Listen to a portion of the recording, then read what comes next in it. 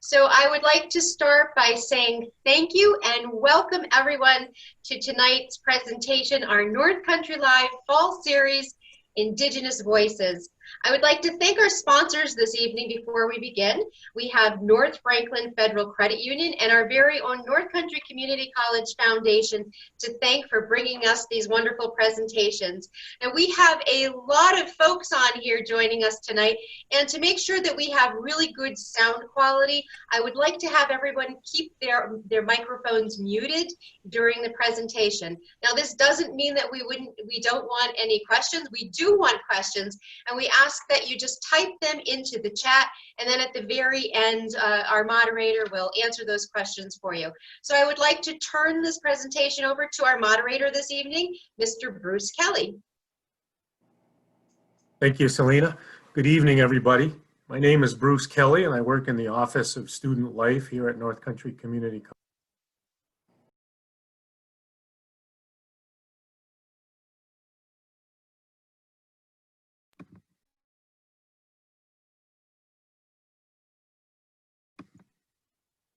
Bruce, your sound just went out for a minute. Okay, so how's that? Is that back? That's better. Okay. Said the host muted me. Is that a sign, Selena? I'm not sure. Anyway, so I'm very, very pleased this evening to introduce our guest presenter, Darren Bonaparte. Darren grew up in Aquazney and is currently the director of the St. Regis Mohawk Tribe's Historic Preservation Office. He has studied the history of Aquazney for more than 30 years. Darren is the author of several books and articles and is a frequent presenter at schools, colleges, and universities. His website, the Wampum Chronicles, has been online for 21 years. I didn't even know we had internet that long, Darren. Anyway, Darren will be presenting tonight and again on Thursday, October 15th at 7 p.m. Following Darren's presentation this evening, we will have time for a question and answer period. So as Selena mentioned, please add your questions to the chat feature and we will revisit those at the end of the program. Darren, Sagal, welcome. It's all yours. Sago, can you hear me okay? Yeah? All right, awesome. Well, I'd like to start by thanking myself for being here since I'm the only one here in my kitchen, and thank everyone for joining us wherever the heck you are throughout the North Country and beyond. I'm sure people are weighing in from all over the place, and that's the beauty of this technological age we live in. I'd like to start first by doing a little, just a little symbolic thing, just in light of the past half year of very unusual circumstances. Some dark clouds have rolled in over us for a while. We haven't been able to get together to mourn those we lose. There have been a lot of deaths in all of our communities over this time where we haven't been able to get together to properly mourn in a sense of community. And so I would like to just start tonight by acknowledging all of those people that we have lost. And we did that in the old days by a little ceremony that we call the condolence.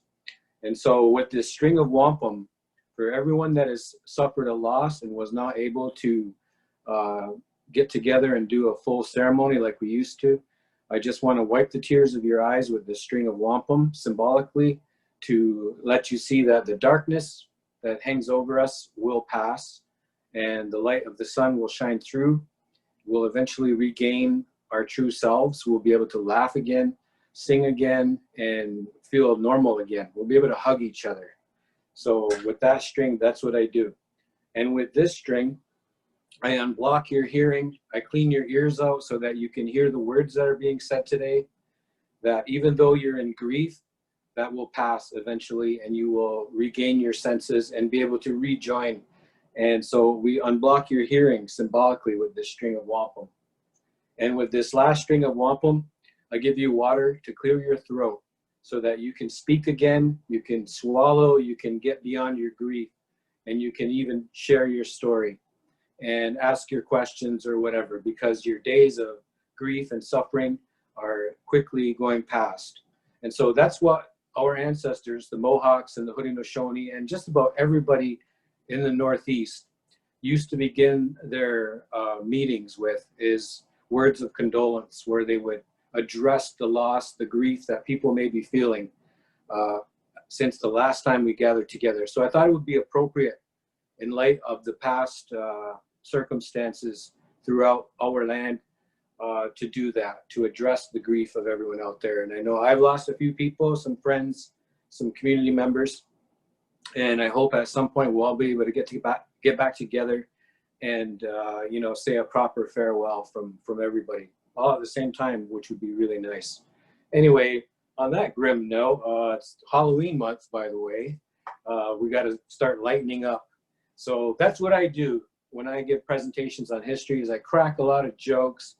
If there's just adults in the room, I get a little off color sometimes. Getting older, so that's allowed. So that's the way I approach history, is I like to find some humor in it. So if I crack a few jokes along the way, I hope you forgive me. That's just the way I do it. It's the way I do everything. Anyway, my name, again, Darren Bonaparte, and I grew up in Aquazney, and I'm the current Tribal Historic Preservation Officer for the St. Regis Mohawk tribe. And I won't say too much about my job, other than to say I'm helping the tribe recover and repatriate a lot of its treasures. And just recently, I was visiting Malone. Charles and Karen King donated a basket collection of Mohawk splint and sweetgrass baskets back to the community. And that was just an awesome, awesome visit up in the Adirondacks, and to bring back more than 45 vintage baskets that are really going to help educate our people about how baskets were made a few generations back. And so I'm just so excited to be able to announce that to people today. I'll have some pictures in the paper eventually, but for now, I just wanted to let people know and to thank Charlie King and Karen for being such kind people and so generous and having such a lovely house. Anyway, let's get down to business, shall we? I've been studying history, well, since I was a kid. You know, I was a big World War II buff. And when I grew up and got out of high school, it was a different time than it is today, where people just didn't celebrate Native culture like they do today. So you could go your whole life barely even thinking about it. And it sounds really weird, but that's just the way it was. And so if you wanted to learn about Native culture, you had to take it on yourself. Nobody was going to spoon feed it to you. You had to go out and dig it up yourself. And so that's what I did about 30 years ago, after a major political crisis in our community, which they call the Aquesasne gambling war, or the Civil War, or the Casino War, whatever they call it. It was a pretty bad time, and some of you older folks probably remember hearing about it. Anyway, that was the reason that I really wanted to learn about Akwesasne history, is to understand what were the historical, cultural things that caused our community to have this crisis. And so that's what I did, is I began to ask around and then start reading everything I could get my hands on. And after a while, I started to write about Akwesasne history and put articles in the newspaper. And then a few years later, when the internet became a big thing, I decided that was what I had to do, was create my own website. So I got some good help, a lady named Tara Prindle Block, who helped me get started with doing web pages. And she already had a website, so she created one for me, and pretty soon I had my own domain and was off to the races. So that's where I put all my research and articles and promote some of the things that I do. So if you get a chance, stop by wampumchronicles.com. Anyway, so the subject of Akwesasne history. Now, I want to start by taking a look at what is Akwesasne today. And if you are typical North Country people and you pass through the North Country and you're seeing all of a sudden a huge cluster of gas stations, one right after another, you're starting to wonder, what's with this place? You know, you go 10, 15 miles without seeing a gas station. All of a sudden there's a ton of them. And then you finally realize you're in Akwesasne. You're on Route 37, the main drag. And before you know it, you're out of Akwesasne. You're well past it. So if you come to Akwesasne from that vantage point, you're not going to get any historical, cultural background. You're just going to see it fly by you. You're going to see the most modern part of our territory. However, if you were serious about learning about our culture and our heritage, you would have to take a look at the map of Aquesasne and strip away all of the modern boundaries. For instance, through Aquesasne, you have the US-Canada border running downriver from Lake Ontario all the way to the 45th parallel, and then it cuts across land and heads towards Maine. That's the US-Canada border. Where it comes ashore is right where Aquesasne is. The St. Lawrence River, the St. Regis River, the Grass River, the Racket River, where all of these Adirondack rivers come together on the St. Lawrence is where Aquesasne is located. So it's better to think of Aquesasne as far as the landscape, the rivers, and the multitude of islands that we have in Aquesasne. You're never going to see that from passing through Route 37. But if you were to fly over Aquesasne, you would see its beauty in all its splendor. And if you're lucky enough to cross the border, although not too many people can do that right now, if you were to cross the border from Cornwall, Ontario, and cover the two bridges, you would see a little glimpse of the scenic beauty of Aquesasne. You'd see Cornwall Island and a little bit of some of the other land that we have. And that is really what drew people to this land. Long before European colonists ever came to North America, this area was a really popular location, primarily because of the geography. Those rivers that come down from the St. Lawrence, and I'm talking about the deer, the salmon, the St. Regis, the Racket, and the Grass, all of those rivers come together within 13 miles. They originate from a great, vast, wide landscape of the northern Adirondacks, and they all come together in a close little space. So just 13 miles. And in that same area, the St. Lawrence is broken up by 60 to 80 islands, and it becomes a very calm, placid place for migrations of animals. It used to be in the old days that there would be great big migrations of bear and elk and deer. All kinds of mammals would cross because of all the islands and the calm water. Further upriver, west of us, would have been the Long Sioux Rapids. They're gone now because of the seaway, but they used to be such a sight and an attraction. They were very dangerous. Only us crazy Indians could get through the Long Sioux Rapids. So further downstream of Aquesasne is the widening of the St. Lawrence called Lake St. Francis. And that became so wide that it was probably very dangerous for a lot of the wildlife to swim across. So they came right through Aquesasne, jumping from island to island and getting all the way across. So you can imagine Native people would have just loved to come here to hunt, to fish, to gather medicines, to do whatever it is that they want to do. It was a paradise. And in the colonial time, when Count Frontenac passed through here in 1673, he marveled at just how beautiful this landscape was. He talked about the trees, how lofty and beautiful they were, and the wild grasses and flowers that grew all along the banks. And he said he'd never seen a more beautiful location. And this is Count Frontenac that had been all over the world. So that's the kind of place this was.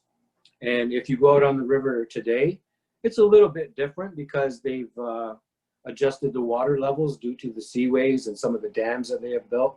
So it's different, but you do get a good glimpse of how it used to be in the past just by seeing those islands and how much abundant wildlife there is out there. So that's my little tourism campaign brochure for you tonight. And I hope at some point when we can travel a lot more, that more people will come and visit Aquesasne and get a load of the beauty of its natural scenery. So like I said, you're not going to get that from Route 37. You may get cheap smokes and a tank of gas, but you're not going to get that full magnificence of its landscape. And so that's the scenario that I'm laying out of why people love to come here. Now, going back a few thousand years, the people that lived here were Iroquoian people. They were very similar and related to the Mohawk, the Oneida, the Onondaga, the Huron, and the other Iroquoian tribes in North America. We don't know what the people along the St. Lawrence called themselves. We have some dictionaries and things that people recorded 400, 500 years ago, but there's a lot of mystery because a lot of those people were dispersed and swallowed up by surrounding tribes. So they weren't here for a long period of time. And some people even say, oh no, those are Mohawks, but I'm not going to get into the big debate about who exactly they were. But if you want to probe further, look up archaeological papers on the internet, you'll see it mentioned, they call them the St. Lawrence Iroquoians. And there was probably a proper indigenous name for them, probably relating to the big river where they all live. So now the Mohawks, on the other hand, in historic times lived way south of the Adirondacks, which you can see to the south of us today, the mountain range, but they lived way on the other side of the Adirondacks in the Mohawk River Valley of what they called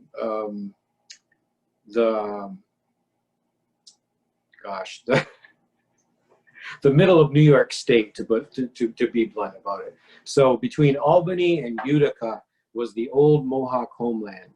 And people used to come and go. It was amazing how people got around.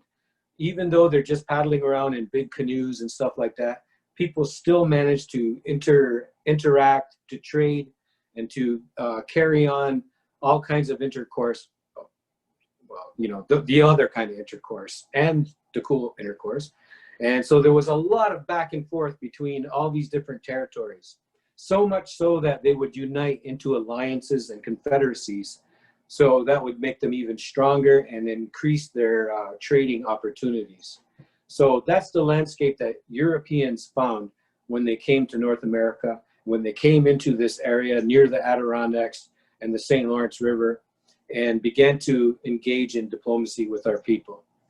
Now, eventually, the colonists that came to North America, and it wasn't just one bunch of them, there were all different kinds of nationalities. There were Swedes, there were Dutch, there were English, there were French, and these people didn't always love each other in Europe. There were frequent wars between these nations, and so some of that spilled over into the colonies in North America, almost like it was a great big chess tournament being played by superpowers somewhere else here in North America.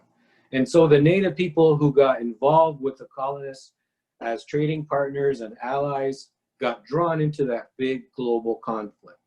And you really have to know a lot about that succession of wars in North America if you're to truly understand the history of the native communities, because we got so swept up in those conflicts that we end up migrating to other areas, other landscapes, just to get away from the conflict, or sometimes just to get a better trading point, a better vantage point with a certain colonist. And so the really wise native groups at some point realized that because there were multiple colonial empires at play in North America, they could try to play one off the other and try to get a better deal. And that was the success of the Haudenosaunee, is that they were able to navigate to a certain extent, try to get a better deal from one or the other. So that didn't always work. Sometimes we got drawn into conflicts where we end up fighting against people who otherwise would have been our friends. And so that's a lot of what the study of history makes you deal with, particularly the 17th century. And the 17th century was noted for incredible die-offs during epidemic diseases. It is said and calculated by some of the experts that the Mohawks may have lost, I believe, about 80 to 90% of their population due to the epidemic diseases that they had no immunity to. And so that diminished our population quite a bit. And not just the Mohawks, but pretty much all the other indigenous communities. And in New England in particular, because they had met Europeans a lot sooner than we did, they had tremendous mortality rates and epidemic diseases. And a lot of those communities, you could say, went extinct. The bulk of them, though, got out of the way. Many of them began to go towards New France to try their luck with the French, because things with the English people in New England weren't working out so good.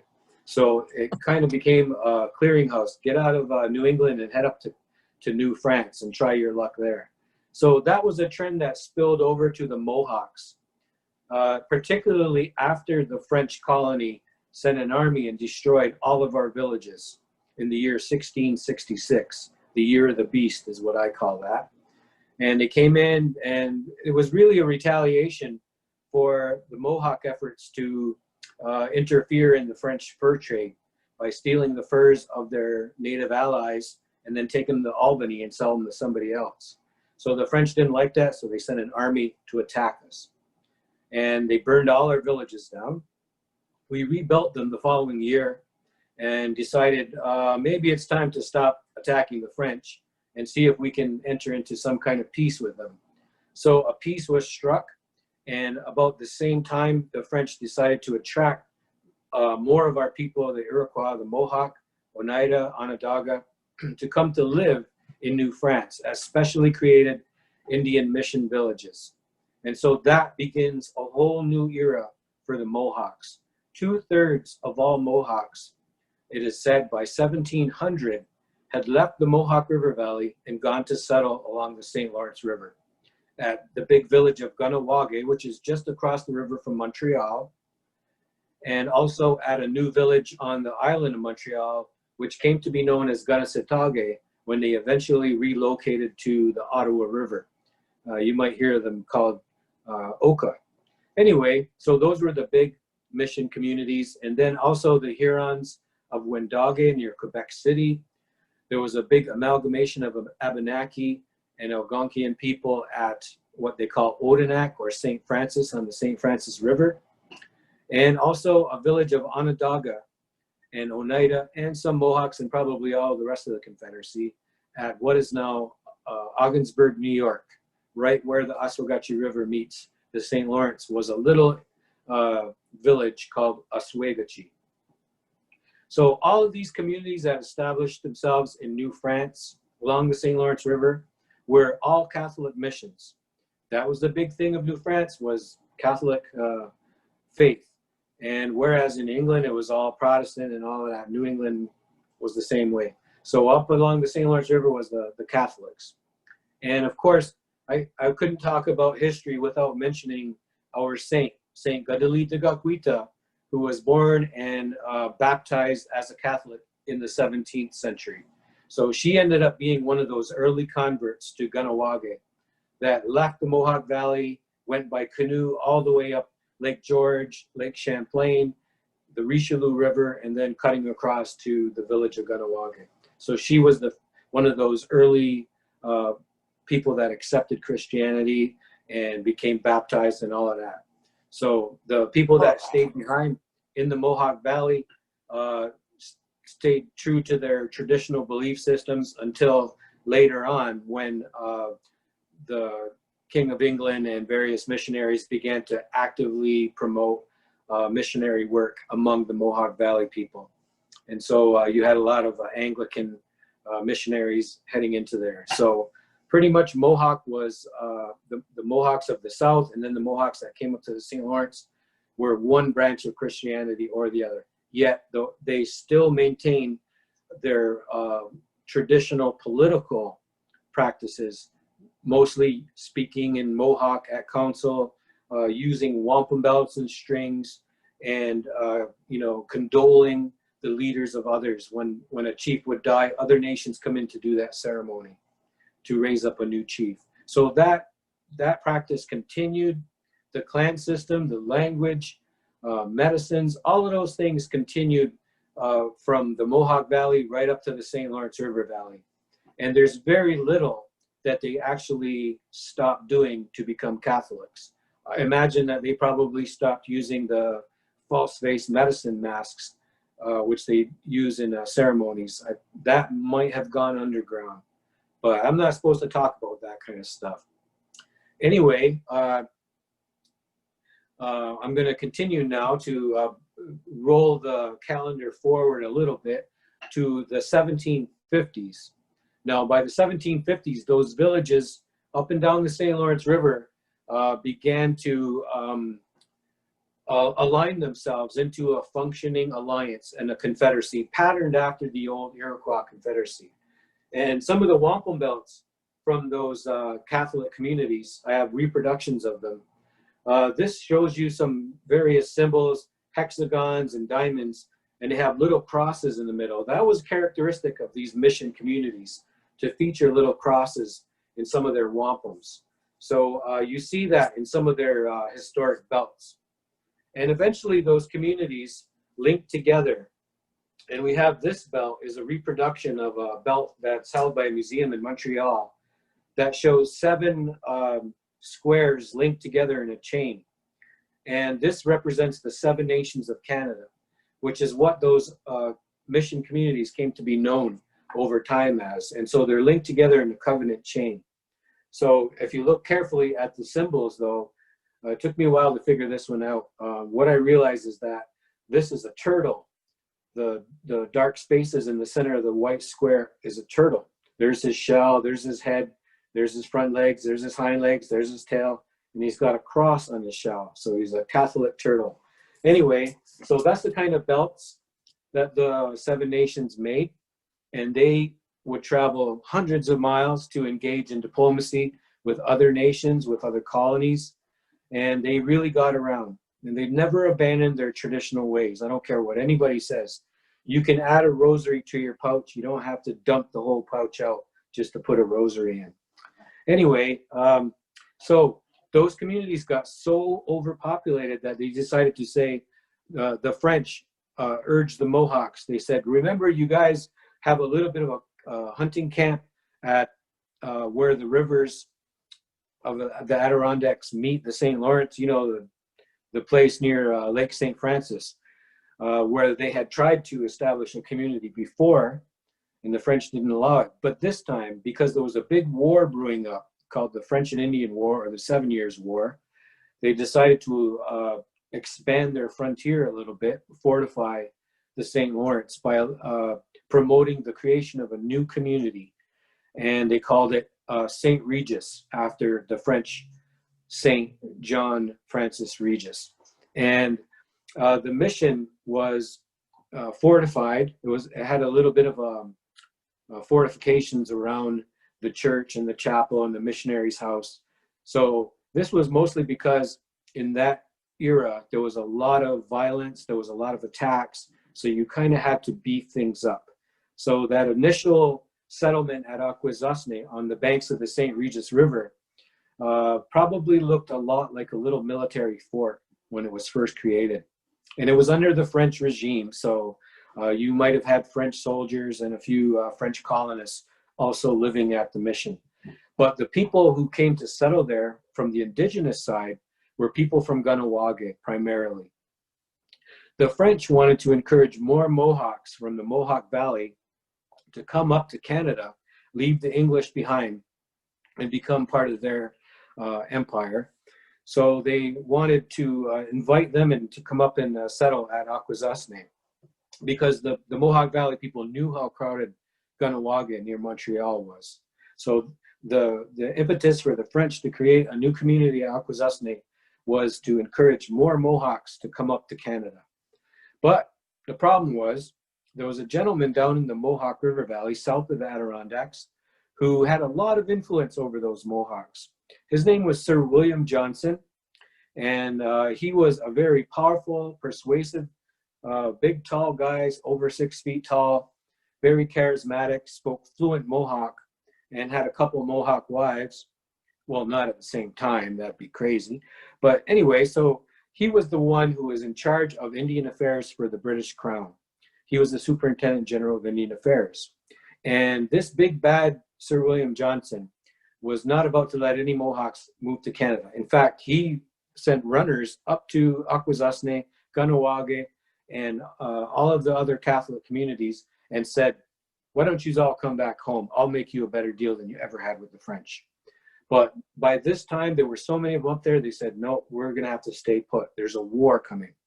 And sure enough, the Mohawks who moved to the St. Lawrence River Valley got caught up in the war alongside the French, and even to the point of invading the Lake George area on their way to attack Albany.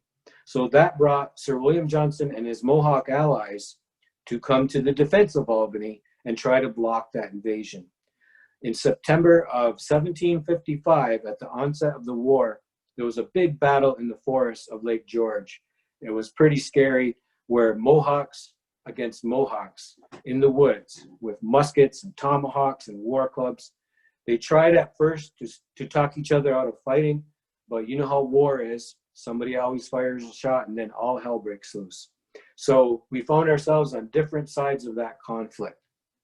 Now, eventually that war came to an end. By the summer of 1760, the British were getting the best of the French. They had 3 major military divisions converging on Montreal, one coming from Quebec City, one coming from Lake Ontario, and one coming from Albany, heading to Montreal to conquer it, because that was the last stronghold of New France. So fortunately, the warriors and chiefs of the 7 nations of Canada, the allies of the French, took a look at the landscape and said, our goose is cooked. There's 10,000 British troops coming down the St. Lawrence, and there's only 200 or 300 of us. What do we do? Well, they went and met with Sir William Johnson and the British Army and offered a neutrality. They said, what if we stand down? What's in it for us? So Sir William Johnson, replying in Mohawk, told them, if you're neutral when our army gets to your territory, stand down, don't fire on us, we won't harm you. And when this war is over, you'll have as good a deal with the British as you ever did with the French. So he told them to go home and to tell everyone that peace was in the works. So by this time, the French are gathering all their native allies together in Montreal to say, there's big armies headed our way. It's time to fight to the last man. Who's in it? Who's going to stand with the French and fight to the bitter end? And by the time he's done with his speech, all the native allies had headed off into the woods. They had given up on the French because their chiefs and warriors had already made a deal. And so that was the end of New France for all intents and purposes. It became a colony of Great Britain. And all of those native allies of the French under the 7 nations of Canada made peace with their former brothers in the Iroquois Confederacy. And the Iroquois Confederacy back then would have also been known as the 6 Nations. And so this is another wampum belt that represents the 6 nations. See the 6 diamonds, because they had been the 5 nations until the Tuscaroras came up and joined them in the early 1700s. So you have the 7 nations of Canada and the warriors of the Iroquois Confederacy, who have just finished a bloody conflict against each other. They had killed each other, and there was a lot of bad blood. Whenever they would come together in a meeting, they would start to attack each other. So Sir William Johnson called for a big Indian peace council at Ganawage and urged all of the sides to patch up their differences. So some wampum belts crossed the fire at Ganawage at this great council fire. And one of them is known as the Aquazney wolf belt. It's on display at the Aquazney Museum. That's the real belt, by the way. I have a replica here. And so this belt, based on the research that I've done into that treaty at Ganawage, it seems very likely that this belt was given by the British and the Iroquois Confederacy to the 7 nations at that time to welcome into their alliance, the covenant chain of peace and friendship. So whenever you see 2 people in a wampum belt holding hands, that means peace or friendship, an alliance, a covenant. And the animals on the end and the bands on the end, the wolf or the dog represents a guardian of the peace.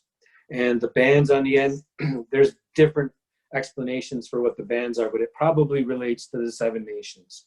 So that went across the fire as a gift, a token of peace from the British and the 6 nations to the 7 nations of Canada. I'll stake my life on that. Anyway, so belts went across the other way too. This belt was given to the Iroquois Confederacy by the Seven Nations of Canada, and the Onondagas had this as the wampum keepers for years and years, and they mentioned that it was given to them by those Seven Nations of Canada as a peace belt to promise to abide by the love and friendship that had been restored after the war. And this other belt is a wonderful belt. It's in the original is in the Mccord Museum in Montreal.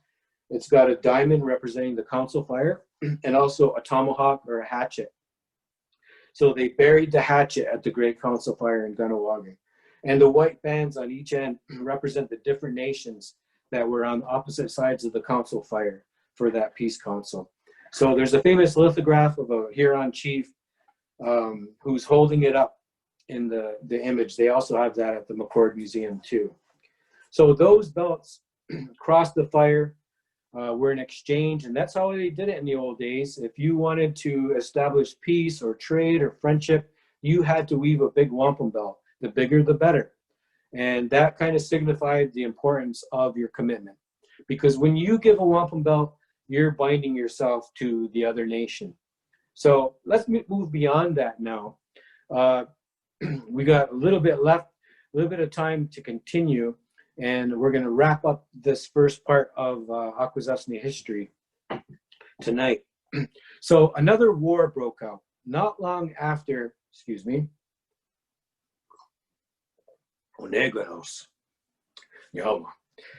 not long after, about 15 years after the Great Peace of 1760, rumor began to spread that there was going to be another war, that the American colonies were going to rebel against King George and throw him out. And people in Akwesasne and Kahnawake heard about all of this and decided to take a look into it and see what was going on. One of our chiefs, who was an interesting fellow named Lewis Cook, whose mother was an Abenaki Indian and his father an African, he decided to go down and go visit some of the American generals and find out what this war was all about. And so he even met General Philip Schuyler and General George Washington and made inquiries about the conflict. And before he knew it, he was committed to taking side with the colonies. And he went home to let everyone know that a deal was in the works. He gets home to find out that the British had already been there, had already convinced all of the chiefs that they should either stay neutral or be on the side of the British, because they're new allies of the British and had to prove that they were loyal.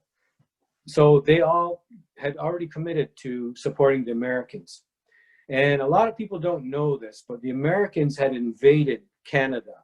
Before the Declaration of Independence had even been signed, a great army had left the Albany area and had advanced on Montreal. And so the British rallied all their native allies to defend Canada and drive the Americans back. In fact, one of the British officers, who was actually a Frenchman, came to Akwesasne and recruited 100 warriors to go and help defend Montreal from this American invasion. At the Battle of Cedars, they drove the Americans back, and the Americans eventually gave up this invasion and did not attempt it until many, many years later again. So, but at the same time, you still had this little faction of pro-Americans under Colonel Lewis Cook. And I say Colonel Lewis because he was commissioned as an officer. So he leaves Kahnawake because he can't live there, you know, since he's chosen the wrong side. So he ends up leading Oneida and Tuscarora warriors who had also sided with the Americans. So the war, there's so many stories I could tell you about the American Revolution. Now, that might have to wait for some other lecture series because there's so many of them. But the war does come to an end. You might have heard Great Britain lost that war and basically washed their hands of the Iroquois and all the Seven Nations and said, we're getting out of here. See you guys later. Good luck with the Americans. And so the Iroquois Confederacy and all of those people had to make their own deals, enter into treaties, and they were actually treated quite poorly. And so that was a very troublesome time. And eventually another war broke out. That would be the War of 1812. But to kind of finish up with the 1700s, In my next lecture, I'll talk about the 19th century, the 1800s, and carry that story forward. But I want to fill up some of the blanks left in that previous century.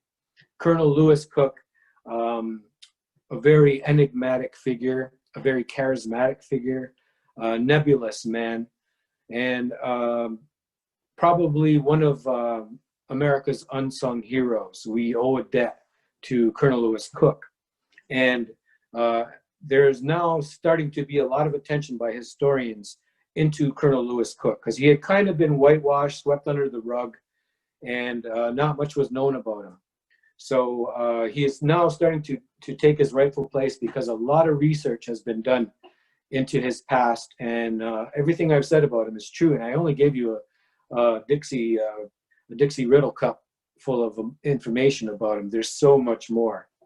Anyway, I also want to talk about some of the other people that settled at Aquasasne. Since this is all about Aquasasne, supposed to be, this lecture, there aren't just Mohawks from Ganawage at Aquasasne. Like I said, the French wanted Mohawks from the Mohawk Valley to come up and live at Aquasasne. Many did after the French and Indian War came to an end, because I don't think too many of them even knew there was a community at Aquasasne until the war was over. So a lot of people began to come up from the Mohawk Valley. And then also, there was, during the French and Indian War, in fact, 1759, the Abenaki village of Odanak had been burned down, and a lot of those people had come to Aquasasne to settle as refugees. And when they rebuilt the village, a lot of them went back, but a lot of them did stay, married into the community. The Benedict family, for instance, has Abenaki roots. This was told to me personally by Ernest Benedict. He was a wonderful man. Anyway, so that's the early populations that made up Aquasasne, the political and military background of the story of why people came to Aquasasne. And also later in the 19th century, when the Oswegatchie village at Ogdensburg broke up, the people went to Onondaga primarily, but the elders and chiefs among the Oswegatchie people came to Aquasasne and settled among us too. So you have an amalgamation of different tribal groups at Aquasasne, but the Mohawk language and culture and political forms tended to dominate. And so that's why we consider ourselves the Mohawks of Aquasasne today, is because of the cultural and linguistic and political forms were the dominant ones. And so, but really we have a wide variety of DNA at Aquasasne, and not just different native groups, but also French, English, Dutch, you name it, some African. And of course, today there's countless other nations, Apache, Cherokee, Paiute, you name it. There's all kinds of people that, all kinds of heritage at Aquasasne. We're not just purely Mohawk. So, but the Mohawk culture is kind of what we talk about a lot. So I think that pretty much brings me to the conclusion of that 18th century. And I'm going to conclude to tell you a little bit more at my next Zoom conference here. And that's going to be very exciting too, because the 1800s is a time of radical change. And it's also a time where the people of Aquasasne make some very hard decisions and also experience some cataclysms that were beyond their control. For instance, epidemic diseases. So, oh goody, epidemic diseases, can't wait. We're gonna have to tackle that next time. So anyway, I would like to, if there's any time left, and I hope there is, if anybody out there has any good questions, or even not so good questions, there's no such thing as a bad question. I'm here to help you learn, so feel free if the moderators would like to weigh in to help guide that. I encourage that. Thank you. Thank you so much, Darren. That's incredible. You've been getting a lot of good compliments along the way, well deserved. You have a couple of questions off the chat so far, so I'll fire those away at you. Michelle, I'll get to your question in a second. One of the folks wants to know, they really love the wampums. What materials are used in your replicas and what would have been used historically, Darren? Okay, historically, wampum is made from seashells, the quahog clam shell. If you ever had clam chowder, you've had wampum. So whelks were used typically, various kinds of whelks were used for white beads, but the purple beads usually came from the purple swirl of the quahog clam shell. So yum yum clam chowder. Anyway, that was widespread. The colonists that came and saw how much the natives loved beads and things made from shells began to use their tools and encourage people to make those cylindrical tubular beads that you see in strings and wampum belts. Now, the replica beads that I use look like real wampum, but they're handmade by clay, out of clay, you know, like typical art clay like you can buy in Michael's and stuff like that, Sculpey, I think they call it. Anyway, they were made by Tara Prindle Block, who is the one lady that got me into creating the website. So I just want to do a little shout out to Tara. Tara changed my life with her beads and helping me get online. I owe that woman a debt I can never repay. And unfortunately, I don't think anybody's making the beads anymore, but I was able to purchase enough to begin making replica wampum belts, mostly for the purpose of teaching history. I made a few to sell, but mostly I use them to give presentations. I have about 24 altogether. Just kind of a follow-up, Darren. Someone wants to know if would men or women in the tribe generally have made the belts? I believe it is usually said that women did that kind of handiwork. In fact, the woman that I mentioned earlier, Saint Gadali de Gakwita, is one of the people that was documented as being a wampum belt weaver. And other cases, for instance, Sir William Johnson used to hire women to make wampum belts that he would use in diplomacy. So it was pretty much a woman's kind of thing. But today, anybody can make them. It's not just for ladies, but a lot of men make them. Myron Clute from Aquazney, the late Myron Clute, used to make a lot of wampum belt replicas. Ernie Benedict and Mike Mitchell, and also Ray Fadden made probably 80 wampum belt replicas. So this is not a new thing. This is an ongoing tradition. Darren, Michelle was wondering, how, she was curious about how the Snipe clan ended up at Aquazney. Well, a lot of people believe that when the people from Oswegatchie, the Onondagas, broke up their village and some of them came to Aquazney, they believe that is when the Snipe clan people came to Aquazney. But it's possibly true, but there were already Snipe clan people at Kahnawake when the first people came from Kahnawake to settle at Aquazney.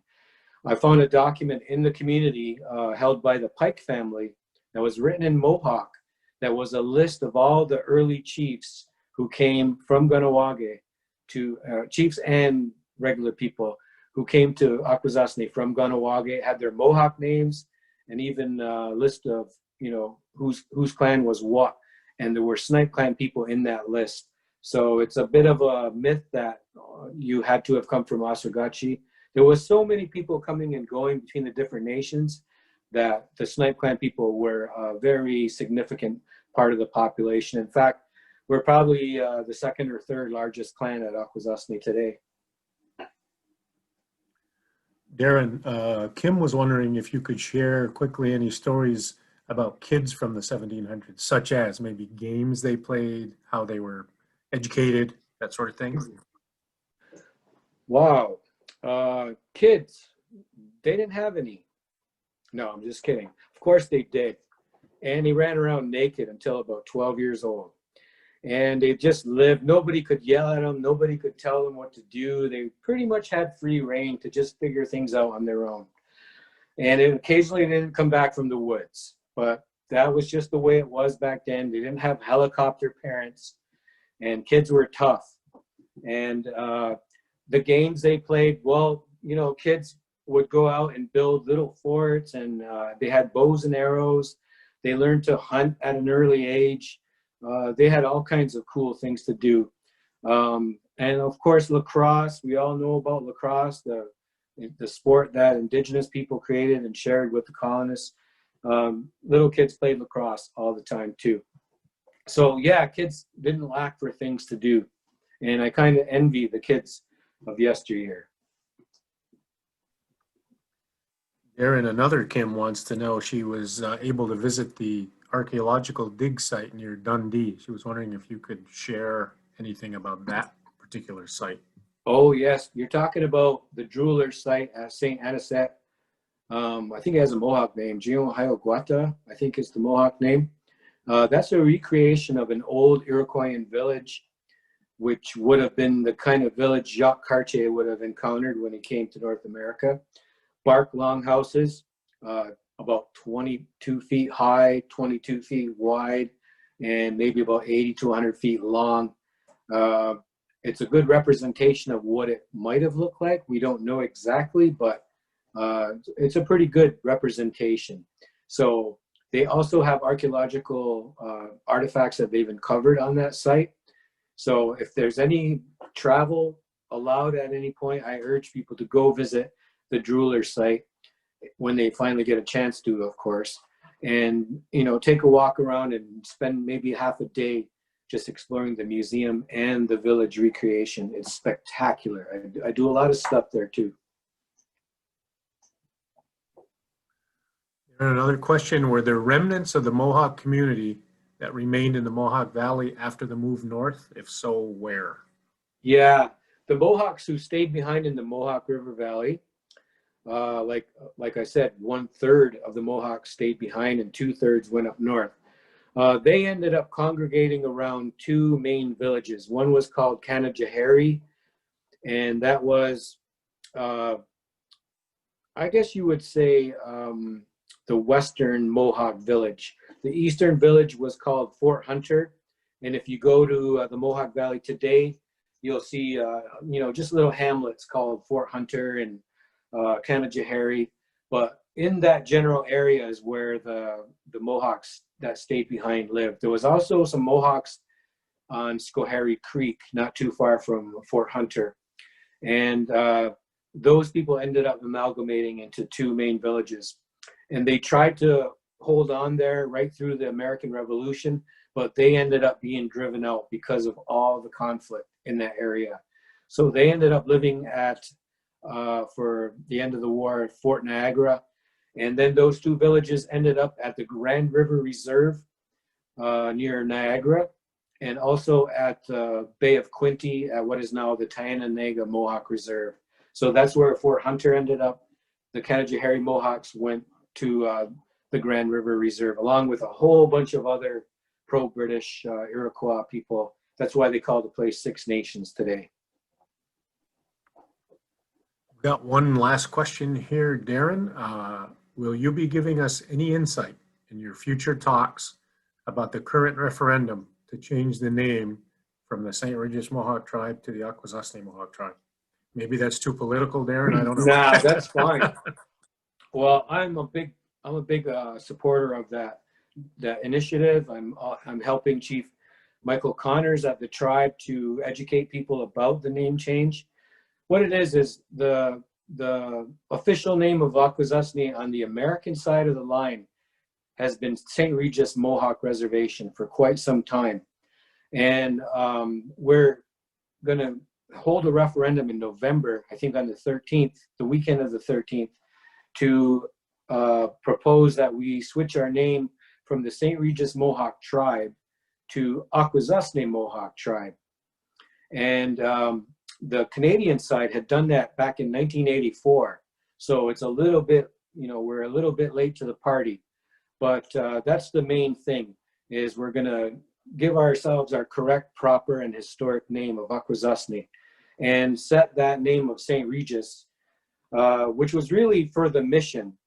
Just the mission in the village was supposed to be named that. But what it was is British officials for the longest time used our Mohawk name, various spellings of it, And then after a while, by the 1800s, the officials just stopped using that term, Aquasasne, and just strictly used St. Regis.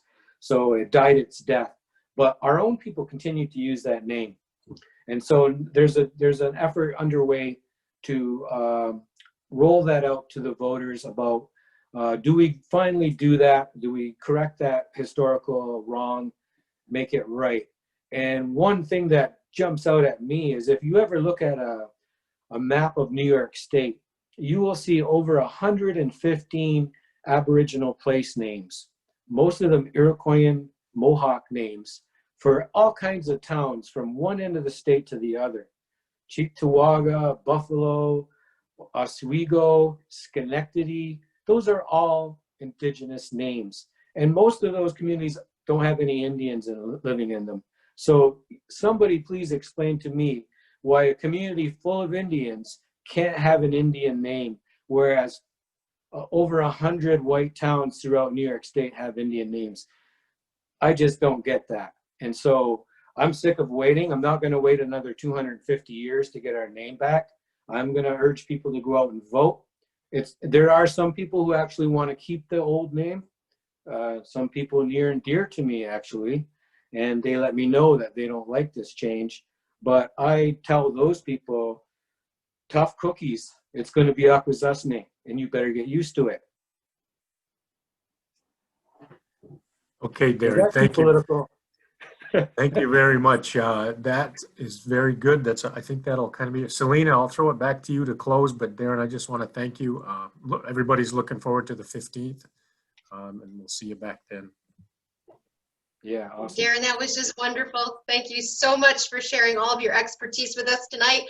I would just like to thank everybody for joining us tonight, and a special big thanks go out to our Opportunity Committee for making all of this happen, our very own Enrollment and Marketing team at the college, North Franklin Federal Credit Union for helping to sponsor, and all of you for spending your time with us tonight. We hope you will consider joining us for part 2 of the history on October 15th, and following that on October 29th, the impact of the COVID-19 pandemic on the Akwesasne territory. So thank you very much, Darren, and everyone have a wonderful evening. It was a great presentation. Thank you. Cheers.